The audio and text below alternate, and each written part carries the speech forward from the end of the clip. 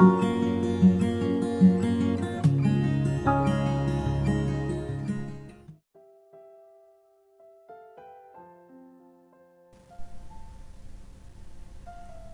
sejahtera bagi saudara-saudari yang dikasihi Tuhan Yesus Kristus. Marilah kita mempersiapkan hati dan pikiran kita untuk mendengarkan firman Tuhan hari ini. Marilah kita berdoa. Kasih karunia dan damai sejahtera dari Allah Bapa Tuhan kita dan dari anaknya Tuhan Yesus Kristus menyertai kamu sekalian. Amin. Firman Tuhan untuk kita renungkan hari ini tertulis dari Kisah Para Rasul pasal 5 ayat 9a. Kata Petrus, "Mengapa kamu berdua bersepakat untuk mencobai Roh Tuhan?" Demikianlah firman Tuhan. Bapak, Ibu, saudara-saudari yang dikasihi Tuhan Yesus Kristus, istilah pencitraan mungkin tidak asing lagi bagi kita. Istilah ini mulai marak terdengar di berita-berita dan media sosial. Jika figur yang tidak disukai melakukan hal yang baik dan diliput oleh media, maka biasanya akan mudah mencap figur tersebut sedang melakukan pencitraan, yaitu melakukan hal-hal yang hanya untuk meningkatkan citra dirinya di mata masyarakat.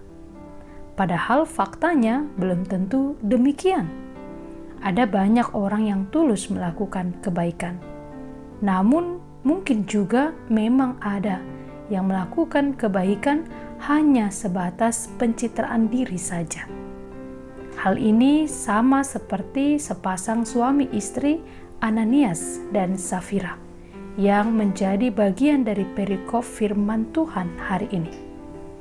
Mereka melakukan pencitraan di depan banyak jemaat, di depan rasul, dan bahkan di hadapan Tuhan, agar mereka terlihat dermawan dan baik dalam memberi.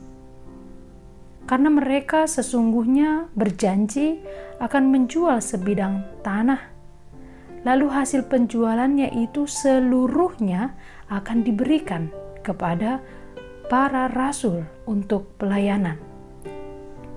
Janji mereka ini adalah sebuah kebohongan, karena sebenarnya dengan sepengetahuan istrinya mereka bersepakat untuk menahan sebagian hasil penjualan itu, dan sebagian lagi dibawa di depan kaki rasul-rasul, yang pada waktu itu Rasul Petrus. Pencitraan mulai terasa. Mereka ingin terlihat dermawan. Motivasi mereka ingin dipuji oleh orang lain dengan mengatakan semua hasil tanah mereka berikan, padahal mereka berdusta.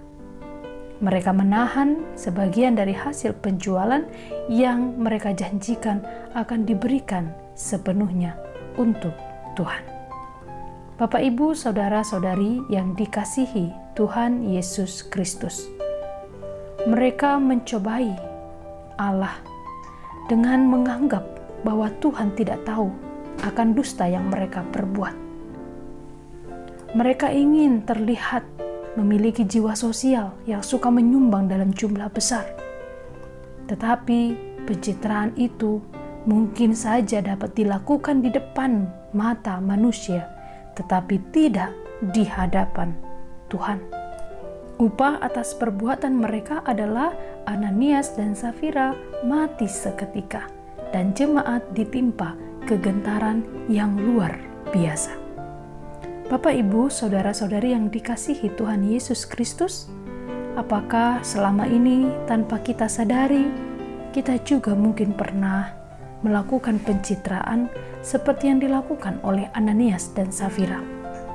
Kita memberikan persembahan kepada gereja, tetapi dengan motivasi yang kurang tulus. Kita memberi pertolongan, tetapi ingin dipuji, ingin diangkat derajatnya. Firman hari ini mengajak kepada kita untuk melakukan pertobatan, agar apapun yang kita lakukan, kita kerjakan dengan tulus dan jujur, tidak berdusta di hadapan Tuhan. Jika Tuhan menerapkan standar yang sama seperti Ananias dan Safira, mungkin saat ini juga kita sudah mati. Akan tetapi kesempatan Tuhan berikan untuk kita gunakan bertobat. Tidak ada gunanya melakukan pencitraan di depan Tuhan, karena setiap pencitraan di hadapan Tuhan sama saja dengan mendustai Tuhan dan mendustai Roh Kudus. Lakukanlah segala sesuatu dengan tulus ikhlas, tanpa mendustai siapapun.